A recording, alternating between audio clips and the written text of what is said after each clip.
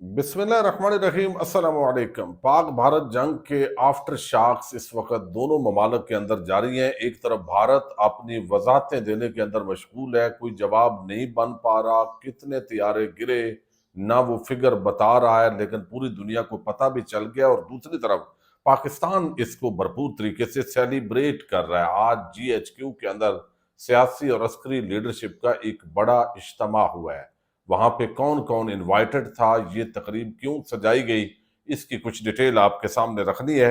Global defence agency ने एक report दी है और उस रिपोर्ट ने भारत की फौजी सलाहियत के बखिए उधेड़ दिए हैं। इस हवाले से भी डिटेल आपके सामने रखनी है। और इस वक्त जो यूरोप है उसको अपने खतरात दरपेश हो गए हैं, चूंकि पाक फौज ने जिस अंदाज के अंदर ये जंग लड़ी है, तो वहां क्या खदशात पाए जाते हैं उस पर भी हम बात करेंगे। उम्मीद है वीडियो आप समाप्त करेंगे और हमेशा की तरह अपने कीमती फीडबैक से जरूर आगाह करेंगे।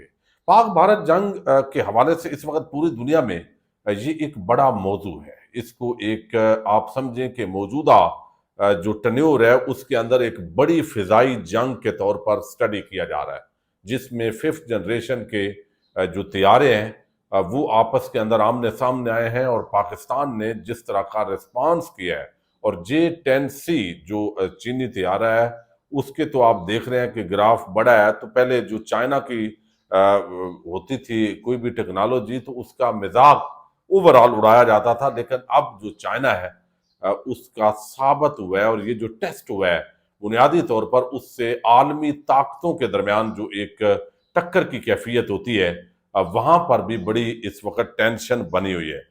अब इस सारे मामले के अंदर जो है वो यूरोप के अंदर ये खदशात पाए जाते हैं कि भाई ये जो चाइना के तैयारे यहाँ पे हुए हैं, और याद रखें ये जो भी माल आगे बेचा जाता है वो असल नहीं होता, यानी वो उस दर्जे से कम दर्जे का होता है जो असल कॉपी होती है। आप यूं समझे जो पाकिस्तान को चाइना देगा तो वो उनका जो असल होगा वो इससे थोड़ा सा बुलंद लेवल का होगा। तो ये हमेशा जो भी मुल्क कोई भी डिफेंस की चीज इस तरह की सेल कर रहा होता है तो वो अपने पास जो है वो उससे भी बड़ा लेवल रख रहा होता है। तो इस वक्त जो है वो यूरोप को ऐसे खतरात हैं जिन पे इस वक्त लिखा जा रहा है कि कल को अगर चाइना और रशिया दोनों मिल जाते हैं, और ये भी बताया जा रहा है कि जो भारतीय वजीर दिफा है वो आइंदा चंद रोज में रशिया में जाएंगे, और S-400 जो डिफेंस सिस्टम की तबाही है उस मामले के अंदर भी इन खदशात का इजहार किया जा रहा है कि भाई उनसे बात करेंगे कि कोई इससे एडवांस चीजों की तरफ अब भारत भी जो है वो बढ़ने जा रहा है। अच्छा, अब भारत का जो डिफेंस बजट है वो पाकिस्तान से 5 गुना ज्यादा है, इसके बावजूद उसकी पिटाई हुई है। ये उनके लिए बहुत बड़ा एक सरप्राइज है। अच्छा, दूसरी जो बड़ी चीज है इस वक्त वो ये कि जो यूरोपीय ममालिक की बेहतरीन टेक्नोलॉजी थी वो राफेल, और वो इस वक्त यूरोप के दीगर ममालिक के पास भी फ्रांस की ये जदीद टेक्नोलॉजी थी। तो इसको धचका पहुंचने के बाद पाकिस्तान की जो फौज है उसकी तो तारीफें हो रही है, लेकिन साथ वहां पे इस वक्त परेशानी भी है कि भाई इसको तो मात पड़ गई है। तो आगे रशिया और चाइना जब भी किसी स्टेज पे वो इकट्ठे हो गए कोई भी मुकाबला करेंगे तो उनके आगे ठहरना मुश्किल होगा। ये चीजें इस वक्त एक तरफ डिस्कस हो रही हैं, और दूसरी तरफ एक रिपोर्ट जो है वो ग्लोबल डिफेंस एजेंसी की जो कल वैसे तो वो तफसीलात आई थी उसकी। अच्छा, अब यहाँ पे जो है वो ये बड़ी आम रिपोर्ट है जिसके अंदर बताया गया है कि ये ग्लोबल डिफेंस एजेंसी की रिपोर्ट के मुताबिक जो पाक भारत जंग है 7 मई की रात दुनिया ने 21वीं सदी की जदीद तरीन फजाई लड़ाई का ये मुशाहिदा किया है। ये इस एजेंसी की रिपोर्ट में लिखा गया, जिसमें पाक फिजाइया के लड़ाका तैयारों ने भारतीय फिजाइया के 6 तैयारे मार गिराए। इस फिजाई झड़प में दुनिया के जदीद तरीन 4.5 जनरेशन के लड़ाका तैयारे शामिल थे, और ये तकरीबन 1 घंटा तक ये सारी लड़ाई जारी रही है। अब जो नक्शा खींचा गया ना वो मैं आपके सामने रख रहा हूं। अच्छा, इसके अंदर बताया गया कि पाकिस्तान एयरफोर्स ने मुख्तलिफ एयर बेसेस से 42 फाइटर जेट तैयारों के साथ उड़ान भरी है। जिन एयर बेसेस से पाक फिजाइया के फाइटर ने उड़ान भरी है उनमें एयर बेसेस भी दी गई है। अब पाक फिजाइया के जो एयर बेसेस हैं, जैकबाबाद बेस है, मसरूर बेस कराची है, शहबाज एयर बेस है, رفیق ایئر بیس ہے اور منہاس ایئر بیس اور مشرف ایئر بیس شامل ہے۔ فضائی برتری کے لیے پاکستان کی جانب سے J-10C اور JF-17 تھنڈر، یہ 2 قسم کے ہی طیارے صرف استعمال کیے گئے اور نقصان ان کا ہوا ہے بالکل صفر۔ یہ سب سے عام بات، اس کے جو ہے وہ کوئی جو ہے یواس بھی جو ہے وہ UAV بھی ضائع نہیں ہوا۔ اچھا، بھارتی ایئر فورس کا پھر یہاں پہ نقصان لکھا گیا ڈیٹیل کے ساتھ۔ اب بھارت جتنا بھی چھپائے، بھائی دنیا تو لکھ رہی ہے، یہ حقائق تو سامنے آ چکے ہیں، سیٹلائٹ سسٹم ہے اس وقت۔ اچھا، بھارت کے حوالے سے لکھا گیا کہ بھارتی ایئر فورس نے 72 طیارے تعینات کیے تھے، جن میں مراج 2000، رافیل، MiG-29، سخوئی 30 شامل تھے۔ بھارتی فضائیہ کی جانب سے 4 سٹرائک فارمیشنز بنائی گئی، یعنی فرسٹ، سیکنڈ، تھرڈ، فورتھ، جن میں مختلف ایئر بیسز شامل ہیں، جیسے کہ امبالہ ایئر بیس جو ان کے طیارے جہاں سے اڑے ہیں، FS air base, Halwara air base, Gwalior air base, Pathankot air base, Srinagar air base, Bathinda air base, یہاں سے ان کے طیارے اڑے ہیں۔ بھارت کو 6 لڑاکا طیاروں اور 1 UAV یعنی یواس اس کو بولتے ہیں، اس کا نقصان ہوا ہے۔ گلوبل ڈیفنس ایجنسی یہ کہتی ہے کہ ان امکانات کی نشاندہی بھی کی گئی جہاں جھڑپیں ہوئی ہیں یا ان میں لاہور، سیالکوٹ، پٹھان کوٹ، ادھمپور، جموں کے قریب ہے۔ بھارت کے رافیل اسکواڈرن 1، 2، 3 اور SU-30 کا سامنا پاکستان کے جدید اسکواڈرن سے ہوا ہے، جس کے نتیجے میں بھارتی فضائیہ کو بھاری نقصان اٹھانا پڑا۔ وہ پوری جگہ لوکیٹ کی گئی ہیں اس کے اندر کہ کہاں کہاں یہ سارا جو ہے وہ جھڑپیں ہوئی ہیں، اور پاکستان جو ہے وہ اس حوالے سے مکمل طور پر جو ہے وہ جیت گیا ہے۔ یہ بڑی زبردست طریقے سے اس کی سلیس اور سادہ انداز میں فرحان ملک ہیں، انٹرنیشنل افیئرس کے ایک بڑے زبردست ریسرچر ہیں، انہوں نے یہ ساری چیزیں دی ہیں۔ اچھا، اب میں جو ہے وہ آپ کے سامنے رکھ رہا ہوں کہ ابھی GHQ کے اندر جو ہے ایک سیلیبریشن ہوئی ہے، وہاں پہ جو پولیٹیکل لیڈرشپ ہے ان کو بلایا گیا، اس میں صدر ہیں، وزیر اعظم ہیں، میں آپ کو بتاتا ہوں جو جو شریک ہوئے ہیں۔